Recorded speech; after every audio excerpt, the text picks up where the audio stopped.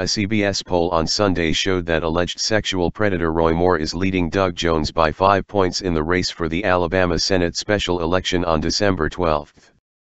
The poll came the day after the Washington Post released a survey with Jones up by 3, which was the first result in several days to show the Democrat leading.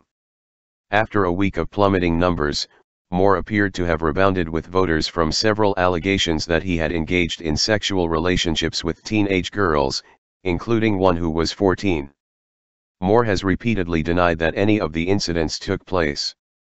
Real Clear Politics now has Moore up 2.5 points in its polling average, but the truth is that with most national polling outfits staying away, the unusual timing of the election, and the general shakiness of state surveys, nobody really knows what's going to happen next Tuesday.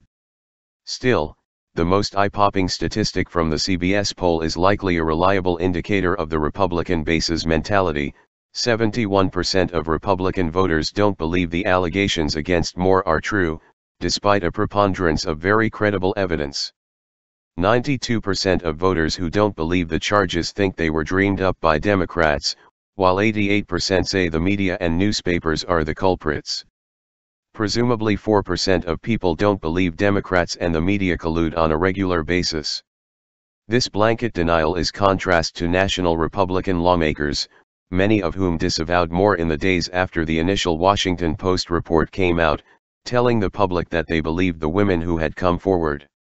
The notable exception was President Trump, who of course navigated his own sexual assault storyline last year on the way to the presidency. Trump, who lives in his own plane of reality, has made it clear that he doubts Moore's accusers, and though he's not campaigning for the candidate directly, he is holding a rally in Florida this week that may as well serve that purpose. As many have noted, the rhythms of the Moore story are eerily similar to the Access Hollywood tape arc last year. Like Trump, Moore has not given any ground, instead attempting to poke holes in picayune details surrounding the accusations against him. He has continued to maintain that the liberal press is smearing him. On Sunday afternoon, he retweeted the CBS poll. He is depending on an unwavering Republican base conditioned over decades to loathe the mainstream media and prize partisan loyalty over all else. The accusations against Moore are much more serious than those against Trump, and, because of his long history as a divisive figure in Alabama, he was already facing a possibly competitive race before the allegations came out. But his rigidly defiant game plan might just work.